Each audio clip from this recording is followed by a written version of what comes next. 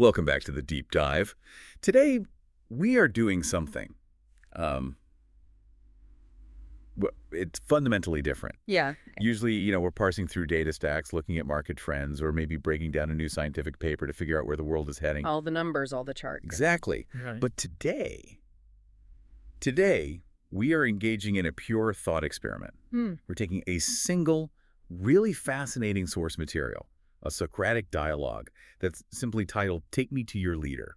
I love this one. And we are using it to deconstruct one of the most foundational, yet I think least questioned aspects of our entire existence. That's right. And I think deconstruct is absolutely the perfect word here. We aren't just talking about policy No. or, complaining about a specific political party or looking at the next election cycle. We are going way, way deeper than that. So much deeper. We're talking about the very concept of political authority itself, the scaffolding that holds up, modern society.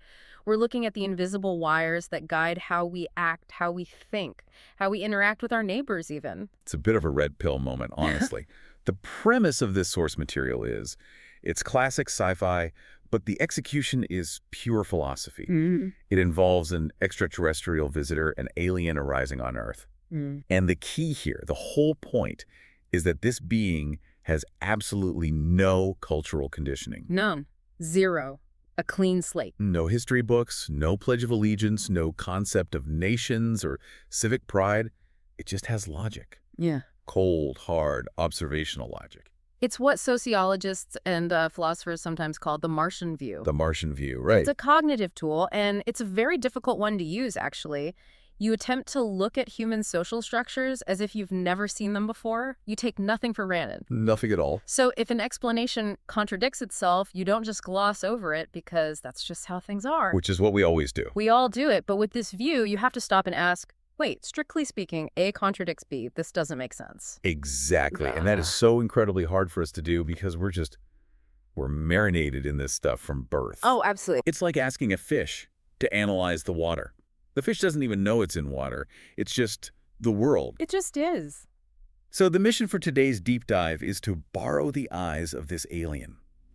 We're going to walk through the logic train of this source video, just peeling back layers of cognitive dissonance about authority, about violence, about consent. And it can be uncomfortable. Actually, I'd say it should be uncomfortable. I think so too. And I have to warn you, the listener, if you really engage with this, if you really let these questions land, it might make you look at the world very, very differently when you walk out the door tomorrow. Yeah, we're going to be touching on ideas that most of us are trained from, kindergarten. At least. Trained not to question them, but that's exactly why we're here. To check the structural integrity of the things we believe. If our beliefs are true, they should be able to withstand a few questions from a curious alien, right? You would hope so. You'd really hope so. So let's jump into the hook. The source material starts with this alien landing his ship. He walks out, meets a human, and makes a very standard, almost cliché sci-fi request. Take me to your leader. The classic line. Right. And immediately we hit the first snag in the human operating system. Immediately. The human in the dialogue is visibly confused. He has to explain that, no, there isn't one guy in charge of the species. It's not like a hive mind or some, monolithic empire. Which is funny because in the movies, there's always a world president or a galactic chancellor. Always. Makes it easy. But the human explains, no, he's in charge of government. And the alien, who has zero context, asks the obvious follow-up. What is government? And this is the first trapdoor. The human says, government makes the rules for us. It tells us what we can do and what we can't do. Now, stop there for a second. That is a massive statement. We are so used to it that it just washes over us. But to an alien, the idea that one group of biological entities makes rules for another group of identical biological entities, well, that requires a massive explanation. It really does. So the alien, being a logical creature, he assumes that this government thing must be incredibly smart. You would have to, right? Yeah. I mean, think about it. If you're going to surrender your decision-making autonomy to an entity, you'd assume it's because that entity is vastly superior to you. A child listening to a parent. Or a student listening to a master. Yeah. The alien asks, so they come up with wise rules. And the human has to admit, kind of sheepishly, mostly, but some of the rules are really stupid. I love that moment in the dialogue. It captures that universal frustration we all feel. We've all been there. So the alien asks, do you disregard the stupid rules?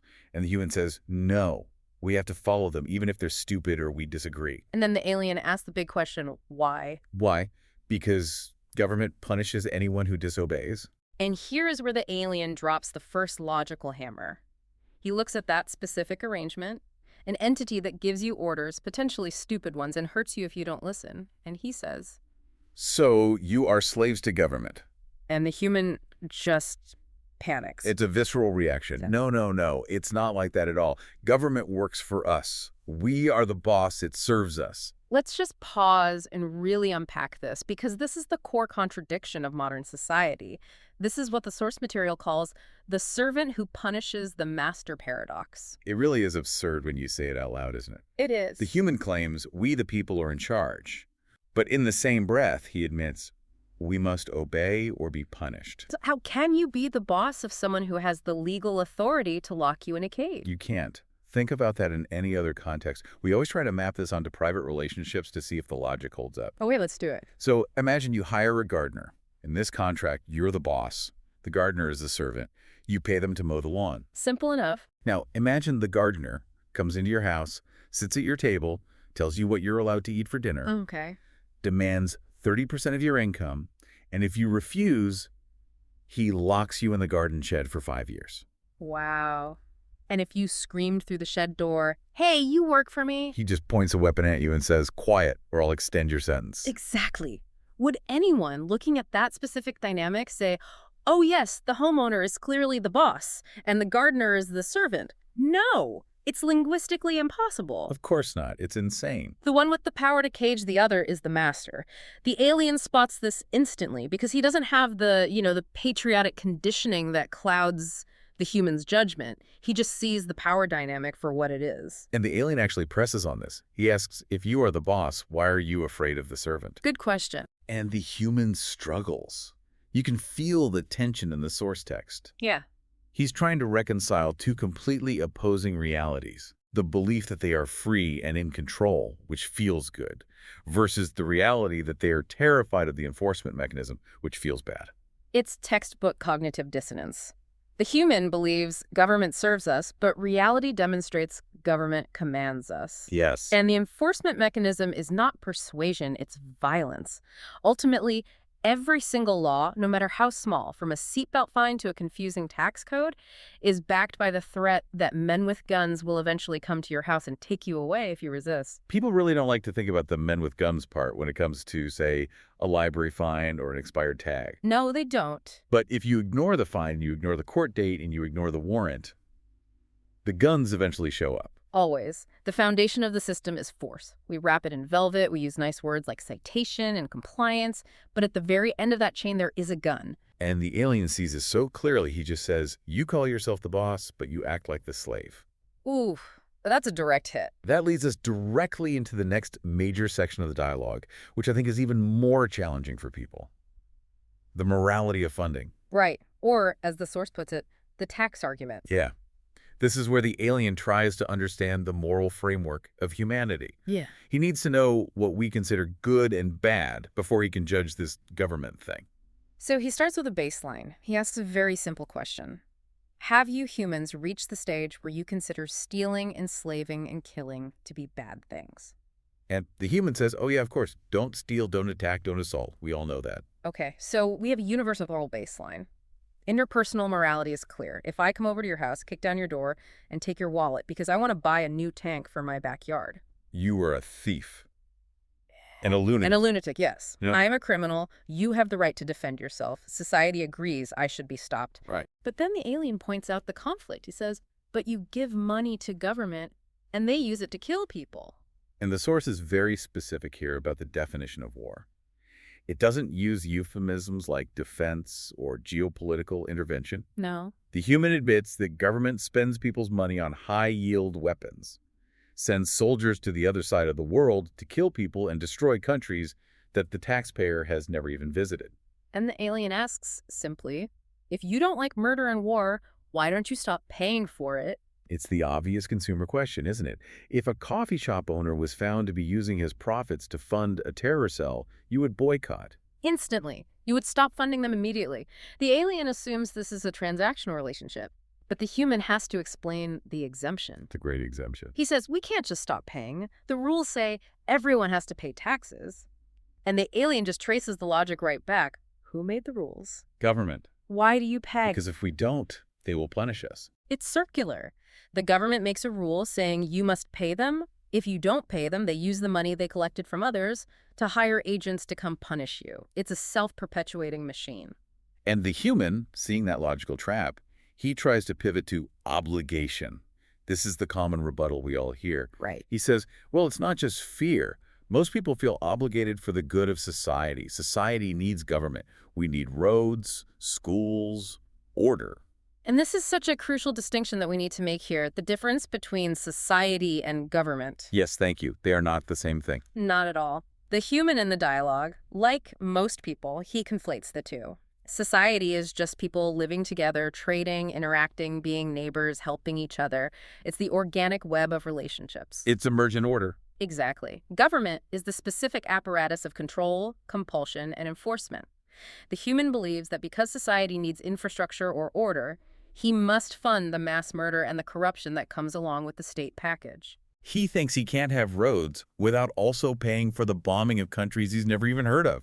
The alien finds this baffling. It's like saying, I need to buy groceries and the only supermarket in town requires me to shoot a puppy every time I buy milk, so I guess I have to shoot the puppy because I need milk. That's a dark analogy, but it's accurate to the logic. It is. The alien is asking, why is the funding mandatory? And the answer is always, because the servant says so.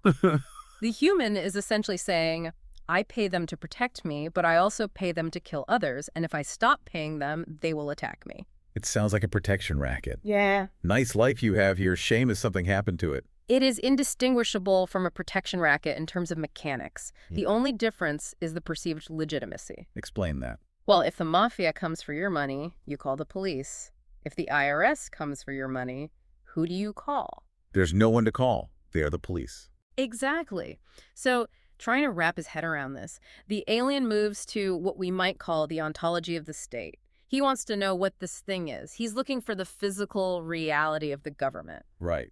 He asks to see the monster. He asks, is government a biological creature? Can it squish you? He's imagining, I don't know, a Godzilla-type situation. Which is a reasonable first guess, I think. And the human laughs, no, it's not a monster. Then he asks, is it a building? And the human says, no, politicians work in buildings, but the building isn't the government. Right. If you blew up the Capitol building, the government doesn't disappear. They just move to a bunker somewhere. So it's not a place. So then he asks the killer question. What species are these politicians? And the answer, obviously, is human.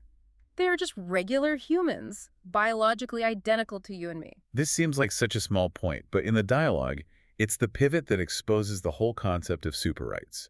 It really is, the alien clarifies. So you are a human, and they are humans, but they can boss you around and take your money, and you can't boss them around or take their money. This is the core inequality. The listener needs to really visualize this. If you, the listener, went to your neighbor's house and demanded 30% of their income to pay for a community pool you decided to build, You'd be arrested for extortion. even if the pool's a really good idea. Even if the pool was amazing and everyone loved it, if you used force to collect the money, you're a criminal. Full stop. But if a politician does it, it's called taxation, and it's considered virtuous. The action is identical, taking money by threat of force. But the label changes the morality. Precisely. The act of government transmutes immoral actions, theft, kidnapping, murder, into moral actions, taxation, incarceration, war, simply based on the title held by the human doing it. And the alien is just confused because biologically there's no difference between the human and the politician. There's no magical halo. There is no biological superiority. It really highlights the magical thinking involved. We look at a person, and if they win a popularity contest, which is what an election is, It's obvious. we suddenly believe they have rights that no other human being on the planet possesses. The right to initiate violence. And the alien just asks, if you are all humans, why does one group have the right to rule the other? It's the divine right of kings question, just updated for the modern era. We don't say God chose him, we say the majority chose him. But the result is the same. One human ruling another. And this leads the human to play his trump card. The one thing that supposedly legitimizes all of this, the thing we're all taught, is the holy grail of civilization. Democracy. It's a democracy, the human says. We have the power because we vote. This is the theory of control. The human argues that because they can choose the politicians are actually agents of the people. If a politician is bad, we just replace him. It's the ultimate accountability loop. Or so the story goes. The alien, again, just uses logic. He assumes, okay, since you choose them, and you know stealing and killing is bad, you must choose the wisest, most honest, most caring people to run this powerful system. And the human. Well, the human basically laughs in his face. He does. He admits, no, not really. They are lying, power-hungry crooks. This is the moment of pure cognitive dissonance. The human admits the politicians are corrupt, evil, lying crooks. He admits they enrich themselves, they take bribes, they serve corporations. Think about the contradiction here. The human claims the system is legitimate because he chooses the leaders. Right. I consented. But then he admits the leaders are terrible. If I kept hiring babysitters who robbed my house, eventually you'd ask me why I keep using that agency. You'd say, maybe you should stop hiring people. Right. The alien is stunned. He asks, why do you elect crooks? And the human says, we don't try to. It just always turns out that way. It just happens. But here's the loop. The human argues that we need government because some humans are nasty and might kill or enslave us. That's the Hobbesian trap. The justification for the state is protection from the nasty people. But then he admits that the people running the government are the nasty people. Exactly. The human fears a small number of private criminals who might steal or kill. So to prevent this, he creates this massive system government where a small number of people are legally allowed to steal and kill on a massive scale. And then the people who gravitate toward that power are exactly the lying crooks the human was afraid of in the first place.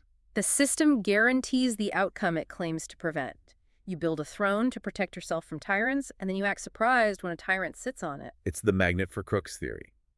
If you create a position of power that allows someone to control the lives of millions and spend trillions of dollars, who is going to want that job? Not the humble philosopher. No, not the person who just wants to be left alone. It's going to attract the narcissist, the megalomaniac, the person who wants to rule others. The alien summarizes it perfectly. He says, you think it's necessary for your survival to have a system where some humans get to call themselves government and treat everyone else like slaves. It's a devastating critique of the lesser of two evils voting mentality, isn't it? It really is. We keep voting for the lying crooks to save us from the other lying crooks, never stopping to ask why we built a machine that empowers crooks in the first place. We're arguing over who gets to hold the whip, rather than asking why there's a whip at all. That's a great way to put it. And that brings up the question of scale. If this system is so dangerous, surely we try to keep it small and local, right? We wouldn't want this power to be too far away from us. You'd think. This is section 5 of our breakdown. Geography and decentralization. The alien asks if there's one leader for the whole planet. And the human is horrified by the idea. No, that would be dangerous. Tyranny with nowhere to escape. He instinctively knows that centralization is bad. Right. So the human argues for localization. He says, it's better having government more local because it's more accountable. And this is a common sentiment. He doesn't want to be ruled by people thousands of miles away. But he is okay being ruled by people hundreds of miles away in the capital city. So the alien spots the arbitrary line. Of course. What's the magical difference between 5,000 miles and 500 miles if the mechanism of control force is exactly the same? Right. So their alien asks a brilliant question. Why not set up a country right here with your neighbors, keep a really close eye on them? I love this thought experiment. Let's call it the Backyard Republic. The Backyard Republic, yes. If local is better, then hyperlocal must be best. Why can't you and your 3 neighbors declare sovereignty? You agree on the rules, you all pool your money for the streetlights, you opt out of the larger state and form a microstate. What's wrong with that logic? Nothing, except the human's response is tragic. He says government wouldn't allow us to do that. Boom. There it is, the illusion of consent. You are allowed to be local only as far as the central authority permits. It reveals that the social contract isn't a contract at all. You can't opt out. No. You can't renegotiate the terms. You can't even move the jurisdiction closer to home without permission from the very entity you want to distance yourself from. The logic of local is better is abandoned the moment it challenges the state's monopoly on power. It's called a magic dirt theory by some libertarians. The idea that rights and rules magically change based on which side of an imaginary line you're standing on. Yeah, but the alien sees the dirt as the same, the people are the same, the only difference is the narrative. The alien realizes that nations are just lines drawn on maps by people with guns, and citizenship is just a fancy word for tax livestock within those lines. That's a grim way to put it, but logically sound based on the source material. Is. So the human is running out of defenses. He's admitted the politicians are crooks, the taxes pay for murder, he can't opt out, and the voting doesn't actually work. He's cornered. So he retreats to the final fortress of American political belief, the Constitution. Ah, yes. The piece of paper. The sacred text. The human admits pure democracy is flawed tyranny of the majority and all that. But he claims salvation lies in being a republic. He says, we have a piece of paper that protects our rights. The alien asks for the origin of this magical paper, and the human explains it was written by the founders, who were the first politicians. And the alien just clarifies. So a small group of regular humans wrote on paper that they are allowed to rob everyone, tax, but promise to only do good things. It sounds like a mafia contract when you put it that way. It really does. I'm going to take your money, but I promise I'll look out for you. And look, I wrote it down so you know I'm good for it. But the human insists on checks and balances. He explains the separation of powers, legislative, executive, judicial. He talks about the Supreme Court. The internal check. The idea is that if the politicians pass a bad law, the judges will stop it. A noble idea. But the alien asks, who pays the judges? The government. Who appoints the judges? The politicians. Are they all part of the same organization? Yes. Are they all funded by the same taxation? The alien points out the obvious flaw.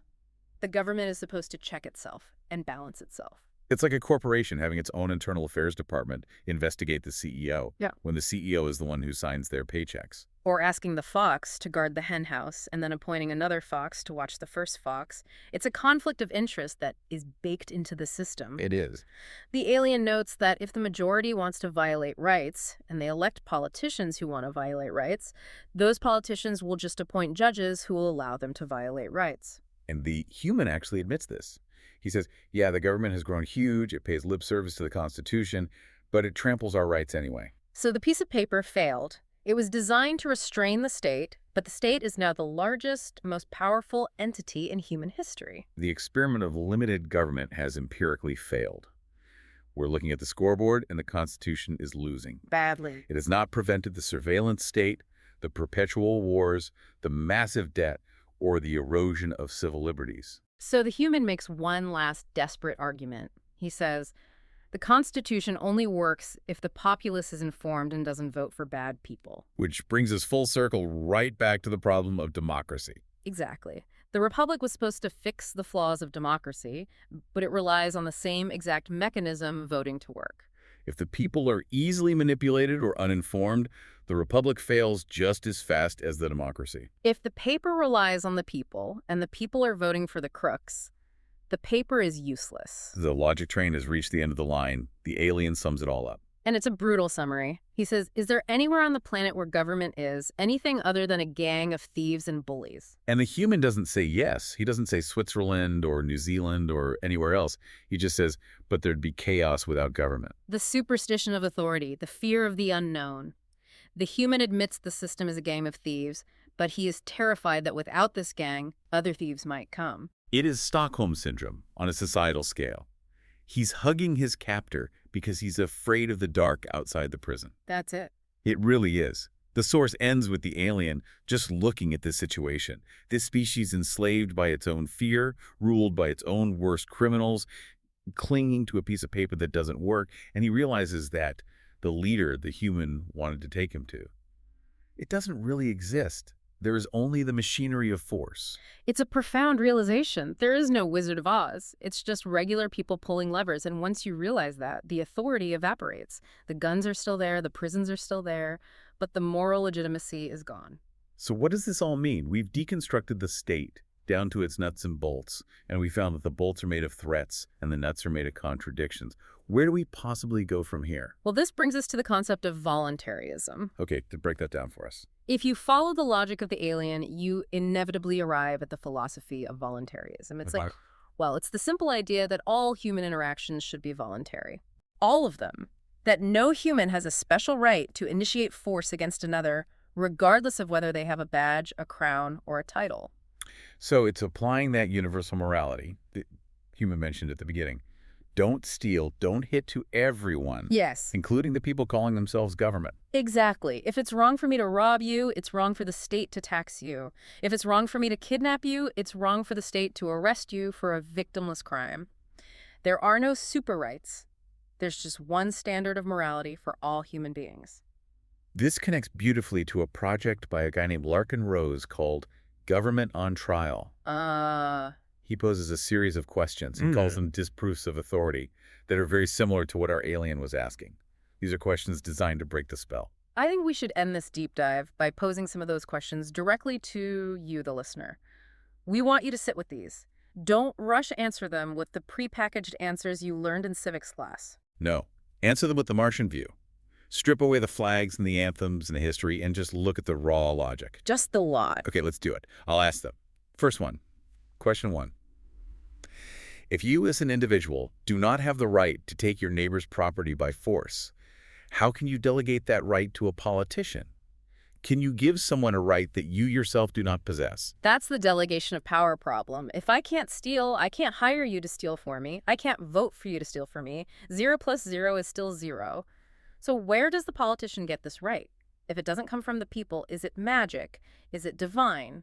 Or is it just a fabrication? Question 2. If the government is truly the servant and the people are the boss, why can't the boss fire the servant immediately? And why does the servant have the power to cage the boss? In any other employment contract, that would be kidnapping. If you can't fire them and they can lock you up, you are not the boss. The rhetoric of public service just masks the reality of public mastery. Question 3. Does a piece of paper, like a constitution, actually protect you? Or is it, historically, just a permission slip for the state to exist, which the state then ignores whenever it becomes inconvenient? Look at history. Has any constitution successfully stopped the growth of the state it was meant to contain? Or has every state eventually outgrown its cage, reinterpreting the words on the page to justify whatever power it wants? A chain made of paper cannot hold a beast made of iron. That's a powerful image. Question 4. If the system is designed to protect you from nasty people, why does it consistently elevate the most corrupt, power-hungry, and nasty people to positions of ultimate power? Is this a bug in the system, or is it a feature? The magnet for crooks theory again. Power attracts those who want to use it. If you build the ring of power, Sauron will show up every single time. It's not about finding the right person for the ring, it's about destroying the ring. And finally, the 5th, and maybe most important one. Question 5. Are you obeying the state because you believe it is moral and virtuous? Or are you obeying simply because, as the human admitted to the alien, you are afraid of the cage? That is the ultimate question of legitimacy. Is it authority, or is it just brute force? If you remove the threat of violence, would anyone still pay taxes? Would anyone still obey all the arbitrary rules? If the answer is no, then the relationship is not based on consent. It is based on coercion. Heavy stuff. This has been a workout for the brain. It is, but once you see the man behind the curtain, or in this case, the regular humans behind the government label, you can never really unsee it. No, you can't. You start seeing the state not as a protector, but as a superstition, a belief system that we are all just participating in. That's the deep dive promise. We take you to the bottom of the ocean, and sometimes you find monsters. And sometimes you find that the monsters are just us and the stories we tell ourselves. Well said. Thank you for listening. This has been a trip. We really encourage you to watch the original video, Take Me to Your Leader, and check out the works on voluntarism if you want to explore the alternative to the Gang of Thieves. Question everything, even the things you think are unquestionable. Especially those things. Yeah. See you next time on The Deep Dive.